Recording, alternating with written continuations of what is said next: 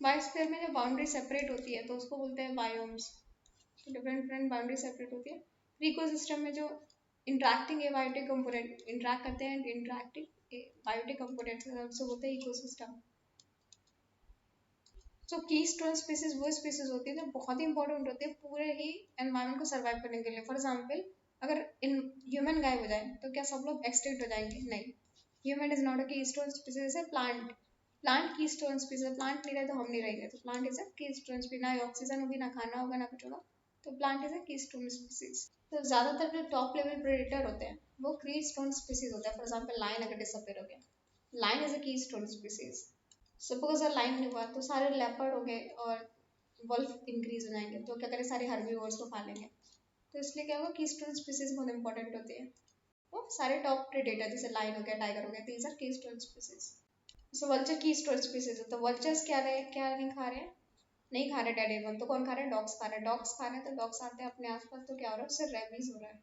तो रेबीज क्या है? वायरल डिसीज है। There is no cure of the rabies. तो इससे क्या होता है, डेथ हो जाती है। तो वल्चर की वजह से डेथ हुई, तो वल्चर से कीस्टोन स्पीसीज। तो येलो स्टोन नेशनल पार्क का बहुत अच्छा एग्जाम्पल है कि येलो स्टोन नेशनल में वॉल्फ खत्म हो गए थे यूएसए में। तो वहाँ पे वॉल्फ इंट्रोड्यूस किया तो पूरा जो येलो नेशनल पार्क बर्बाद हो गया था, वो सही हो गया। क्योंकि क्या हुआ, वहाँ पे जो हर्बीवोर्स थे उन्हें किसी का डर था नहीं, बैठे बैठे वहीं पे कोई ग्रास होगी उसे खा लेते थे, छोटी छोटी ग्रास खाने लगे। तो क्या हुआ, ग्रास डिसअपेयर होगी। तो ग्रास डिसअपेयर होगी तो फिर क्या हुआ, वहाँ पे कोई भी एनिमल नहीं आया। अभी क्या हुआ, वॉल्फ की वजह से वो क्या होता है, डियर भागते हैं और बड़े बड़े जहाँ पे बड़ी बड़ी ग्रासेज है वहाँ चुपते हैं। तो बड़े बड़े ग्रास खाते हैं तो टाइम मिल जाता है छोटी छोटी ग्रास को ग्रो करने का। और इसलिए क्या हुआ, ना ही इंसेक्ट है तो क्रॉस पॉलिनेशन नहीं हुआ, क्रॉस पॉलिनेशन नहीं हुआ तो वहाँ पे जेनेटिक वैरायटी नहीं है, प्लांट्स नहीं है अच्छे। और भागते नहीं थे, एक जगह बैठे रहते तो एक्सरसाइज नहीं करते थे डियर। तो इससे क्या होता था, बहुत ज़्यादा डिसीजें आने लगी। तो वुल्फ के इंट्रोड्यूस होने से पूरा ही इकोसिस्टम बदल गया येलो स्टोन नेशनल पार्क का। और कोई भी रिवर नहीं थी क्योंकि जितना भी मॉइस्चर था सब बह जाता था। सब रेनफॉल हुई तो सारा बह जाता था, इरोजन हो जाता था, बिकॉज कोई भी उसको रोकने के लिए, पानी के लिए कोई ग्रास नहीं थी। तो इंसेक्ट्स भी की स्टोन स्पीसीज। अगर इंसेक्ट्स नहीं होंगे तो क्रॉस पॉलिनेशन नहीं होगा, तो प्लांट स्पीसीज नहीं बनेंगे। तो ड्रॉप प्रेडेटर्स इंसेक्ट्स भी की स्टोन स्पीसीज होते हैं। बायोडाइवर्सिटी नहीं होगी, इंसेक्ट्स नहीं होंगे तो क्या होगा, इन्फेक्शन बढ़ जाएंगे, इन्फेक्शन बढ़ जाएंगे। तो अगर हनी बी पॉपुलेशन नहीं सर्वाइव किया तो इंटायर इकोसिस्टम में कोलैप्स, क्योंकि क्रॉस पॉलिनेशन नहीं होगा। तो कुछ स्पीसीज होती हैं जिनका डिस्प्रोपोर्शनली लार्ज इफेक्ट होता है on the communities in their occur, तो इनको बोलते हैं की स्टोन स्पीसीज। अगर ये नहीं रहेंगी तो पूरा इकोसिस्टम कोलैप्स कर जाएगा। तो अगर की स्टोन स्पीसीज नहीं रही तो it could lead to the extinction of other species का एक्सटेंशन हो सकता है। तो ऑल ड्रॉप लेवल प्रेडेटर्स हो गए, वो सब की स्टोन स्पीसीज होते हैं। इंसेक्ट्स होते हैं, एलिफेंट अगर देखा जाए ट्रॉपिकल रेन फॉरेस्ट में एक की स्टोन स्पीसीज है। तो टक्सर क्या करते हैं, मतलब जो बड़े बड़े एलिफेंट्स होते हैं पूरा अप्रूट कर देते हैं, जो ट्रीज को अप्रूट कर देते हैं तो पूरा एरिया क्रिएट कर देते हैं for other animals to live. ऊपर से मड के साथ खेलते हैं तो क्या होता है, पूरा गड्ढा क्रिएट कर देते हैं। इससे क्या होता है, पानी भर जाता है, पानी भर जाता है तो इस पानी पे पूरे जंगल रह सकता है। That's how elephant is a keystone species. तो एलिफेंट कीस्टोन स्पीसीज है, वो क्लियर करता है पाथ को और पानी वाटर अवेलेबल करवाता है दूसरों के लिए, क्योंकि मड के साथ खेलता है तो वहाँ पे पानी आ जाता है। तो कोरल काफी इंपॉर्टेंट पार्ट है ओशन फूड चेन के, सपोर्ट करते हैं बहुत ही हाई, सपोर्ट करते हैं बहुत ही high biodiversity in the ocean. ठीक है। एंड इंसेक्ट्स एंड हर जो हनी बीज होती है ये भी होती है, क्योंकि क्रॉस पॉलिनेशन करती है, जेनेटिक बायोडाइवर्सिटी बढ़ाती है और क्या होता है, डिसीजेस कम करती है। तो इंसेक्ट्स भी क्या है, की stone species. Corals, insects, elephants हो गए और फिर टॉप लेवल प्रेडेटर्स हो गए। फिर वाइल्ड डूरियान ट्रीज, ठीक है, ये एंडेमिक टू वेस्टर्न घाट्स। ये भी की स्टोन स्पीसीज है बिकॉज ये अट्रैक्ट करते हैं insects, bird, reptiles and monkeys, वो पूरे इकोसिस्टम को थ्राइव करते हैं। So wild durian trees is endemic to Western Ghats, keystone species. So indicator species क्या होती है, इंडिकेट करती है health of the ecosystem. For example frog, frog खत्म हो रहे हैं तो फ्रॉग मतलब फ्रेश वाटर खत्म हो रहा है। फ्रॉग क्या होता है, जब अंडे करता है तो लीव्स में वो चला जाता है, फिर पानी गिरता है पहली बूंद से, फिर वो फ्रॉग फिर मड में जाता है, मड में ग्रो करता है। मतलब वहाँ पे ये लीव्स नहीं है तो इसकी वजह से क्या हो रहा है, फ्रॉग खत्म हो रहे हैं। तो frog is indicator species, tell the health of the ecosystem. तो सब कुछ कंक्रीट बन गया, कोई नेचुरल मड नहीं है,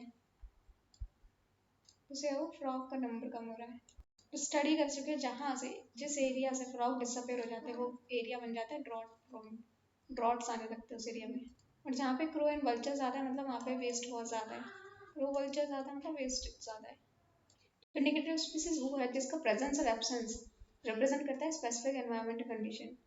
तो ये अर्ली वार्निंग मैकेनिज्म और सिग्नल की तरह काम करती है, बिकॉज ये सेंसिटिव होती है टू द एनवायरमेंट कंडीशन, इसलिए उनको बोलते हैं सेंटिनल स्पीसीज। काफी सेंसिटिव होता है एनवायरमेंट को, इसलिए बोलते हैं सेंटिनल स्पीसीज।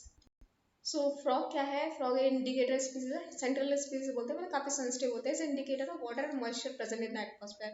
लास्ट 10 years में 32 स्पीसीज जो है फ्रॉग्स की वो एक्सटिंक्ट हो गई है।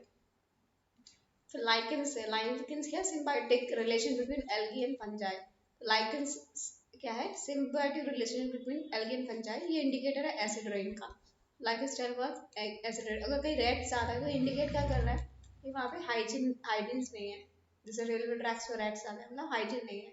जबकि चिकन शॉप के आसपास मतलब कुत्ते दिखेंगे, कुत्ते क्या है? डॉग्स इंडिकेटर स्पीसीज है कि आसपास चिकन शॉप्स। तो टॉप लेवल प्रेडेटर ये भी इंडिकेटर स्पीसीज है। For example tiger, lion. अगर लाइन प्रेजेंट है, लाइन हेल्दी है, लाइन का अच्छी नंबर में, मतलब वहाँ पे जो हर्बीवोरस है वो अच्छे नंबर पे, हर्बीवोरस अच्छे नंबर में, मतलब वहाँ पे ग्रासेस अच्छे नंबर में, प्लांट्स अच्छे नंबर में। तो टॉप लेवल प्रेडेटर ये भी इंडिकेटर स्पीसीज है, हेल्थ ऑफ द इकोसिस्टम बताती है। जैसे लेपर्ड यहाँ पे आ रहे हैं, लेपर्ड दिल्ली में आ रहा है, मतलब एफोरेस्टेशन पॉलिसी काम कर रही है। लेपर्ड यहाँ पे आ रहा है तो यहाँ पे उसे पानी मिल रहा है, यहाँ पे पेड़ मिल रहे हैं, तो ये भी बताता है afforestation policy of the government. सबसे इंपॉर्टेंट एग्जांपल इंडिकेटर स्पीसीज का लाइकन एंड फ्रॉग। लाइकन पूछ चुके हैं, लाइकन से बायोटिक रिलेशन में एल्गी एंड फंजाई, ये क्या बताता है? Acid rain. Acid rain. Frog क्या बताता है? Moisture in atmosphere. Endemic species क्या होती है? स्पीसीज जो एक पर्टिकुलर ज्योग्राफिक लोकेशन पे मिलती है, उनसे बोलते हैं एंडेमिक स्पीसीज। जैसे लाइन टेल मकाक है, ये लाइन टेल मकाक है। एंड ये जैसे रेड पांडा, ये हिमालय में मिलेगा। एंड ये फ्लाइंग स्क्वेरल, ये Namdapha tiger reserve. Then pygmy hog, ये असम में। एंड स्नो लॉरेस, तो ये सारे एंडेमिक। तो स्नो लॉरेस यहाँ मिल रहा है, स्लेंडर लॉरेस यहाँ पे वेस्टर्न घाट्स में एंडेमिक है। जैसे कोंडाना रेड सिर्फ महाराष्ट्र के सिर्फ 1 स्क्वायर किलोमीटर एरिया में मिलता है। कोंडाना रेड 1 स्क्वायर किलोमीटर, तो वहाँ का एंडेमिक है कोंडाना रेड। तो Kondana red 1 square kilometre area मिलता है महाराष्ट्र में, सिंगात पैलिटू नियर पुणे। सिंगात पैलिटू नियर पुणे वही मिलता है कोंडाना रेड, और एक ही जगह मिलता है, तो ये इसका है क्रिटिकली इंडेंजर। जैसे एशियन लाइन यहाँ पे एंडेमिक है। कोंडाना रेड का हैबिटेट कहाँ पे? मॉइस्ट एंड ड्राई एरिया में, and dry deciduous forest, and moist and dry deciduous forest and grassland में रहता है Kondana red. And overgrazing, tourism और रिक्रिएशनल एक्टिविटीज से इनकी क्या हो रही है? पॉपुलेशन कम हो रही है। स्लो रोलर्स यहाँ पे मतलब नॉर्थ ईस्ट में, and slender rollers in Western Ghat. And lion tail macaque is endemic to Western Ghats. तो इन्वेशन एलियन स्पीसीज कोई प्रेडेटर स्पीसीज नहीं होता, तो ये रैपिडली मल्टीप्लाई करता है क्योंकि इसको कोई कॉम्पिटिशन नहीं दे पाता, बहुत ही रैपिडली ग्रो करता है, सारी और स्पीसीज को खत्म कर देता है। ये था इन्वेशन एलियन स्पीसीज। तो 200 से 2 मिलियन रैबिट बन गए, सारे वीट को डिस्ट्रॉय कर दिया। ऑस्ट्रेलिया को वीट इंपोर्ट करना पड़ा बिकॉज ऑफ द रैबिट। तो इन्वेसिव स्पीसीज थी रैबिट इन ऑस्ट्रेलिया, और वहाँ के जानवरों ने रैबिट को खाया नहीं बिकॉज उनकी आदत नहीं थी रैबिट को खाने की, उन्होंने कभी देखा ही नहीं है क्या। तो invasive alien species exotic species होती है, ठीक है, that are introduce in an area, या तो इंटेंशनली या अनइंटेंशनली बहुत ही रैपिडली मल्टीप्लाई करते हैं और डिस्ट्रॉय कर देते हैं लोकल हैबिटेट को। तो ये इंटीग्रेट नहीं होते फूड चेन में, मल्टीप्लाई करते हैं because they are not integrated with the food chain. बाहर से लाए हैं और कॉलोनाइज कर देते हैं पूरा एरिया, और while they multiply they destroy the natural vegetation. एक एग्जाम्पल है लंटाना।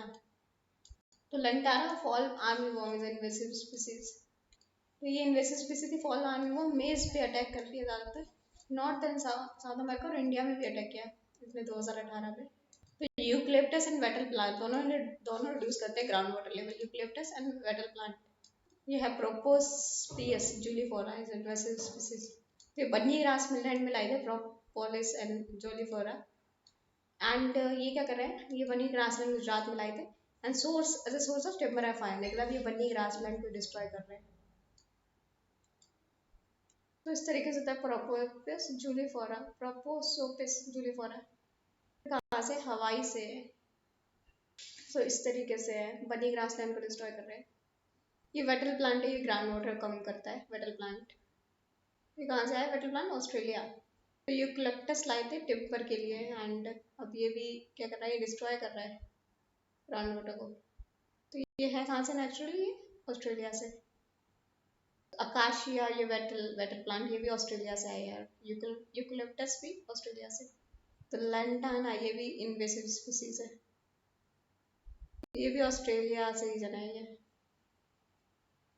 ये इंट्रोड्यूस किया गया ऑस्ट्रेलिया आया क्या tropical region of America and Africa introduce किया गया Australia India north east part of India तो ये आई है अमेरिका एंड अफ्रीका से ये कॉमन वाटर हाइसिंथ ये अमेजोन बेसिन से इंट्रोड्यूस किया इंडिया में बाहर से आया बहुत ही invasive species problematic common water hyacinth so cassia Chinese cassia और कैनमन केशिया ये चाइना से इंट्रोड्यूस किया गया है तो जूलॉजिकल सर्वे ऑफ इंडिया ने 157 एनिमल की लिस्ट निकाली है जो इन्वेसिव एनिमल्स हैं on the sidelines of the national conference of the status of the Indian invasive alien species mealybugs in cotton ये भी invasive species mealybugs in cotton so this is cotton meal fly mealy fly तो conference national conference ने कराई थी zoological survey of India and botanical survey of India ने तो इस conference पे फोकस किया था कॉटन मिली बग पे तो वैसे ये नॉर्थ अमेरिका का है लेकिन ये नॉर्थ अमेरिका से अपने